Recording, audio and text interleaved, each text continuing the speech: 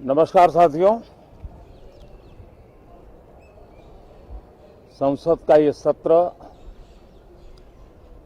अत्यंत महत्वपूर्ण है।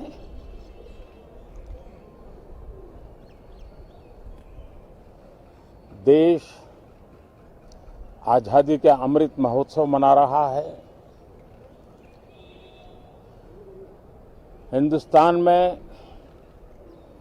चारों दिशाओं में से इस आजादी के अमृत महोत्सव के निमित्त रचनात्मक, सकारात्मक, जनहित के लिए, राष्ट्रहित के लिए सामान्य नागरिक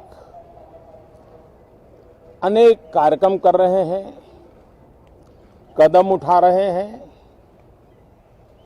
और आजादी के दीवानों ने जो सपने देखे थे उन सपनों को पूरा करने के लिए सामान्य नागरिक भी इस देश का अपना कोई न कोई दायित्व निभाने का प्रयास कर रहा है।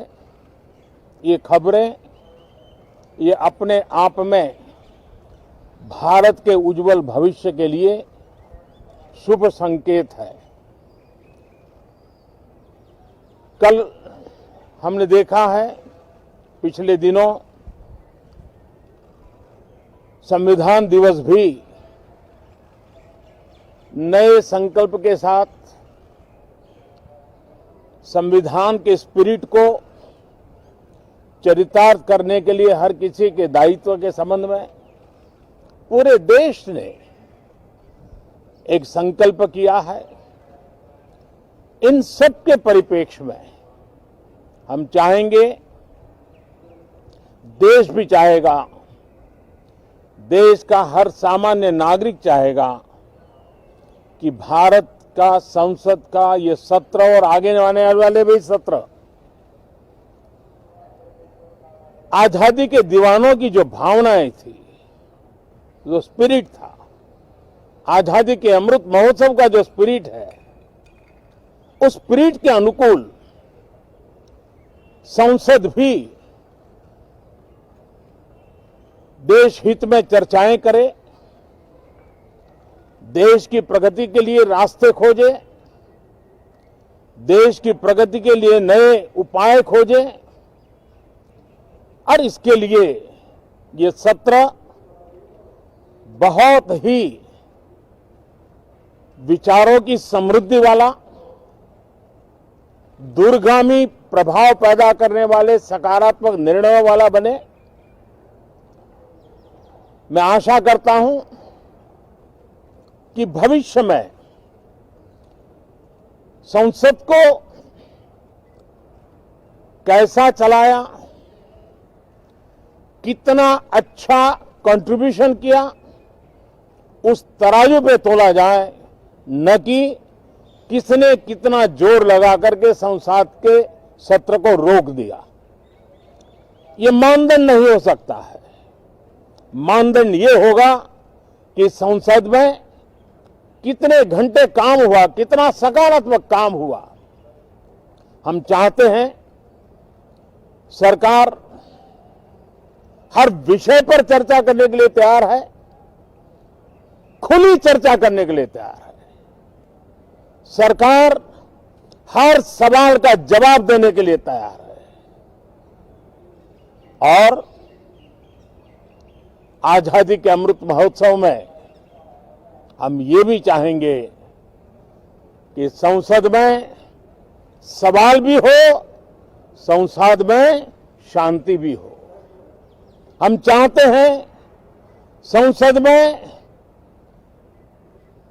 सरकार के खिलाफ, सरकार की नीतियों के खिलाफ जितनी आवाज प्रखर होनी चाहिए हो, लेकिन संसद की गरिमा,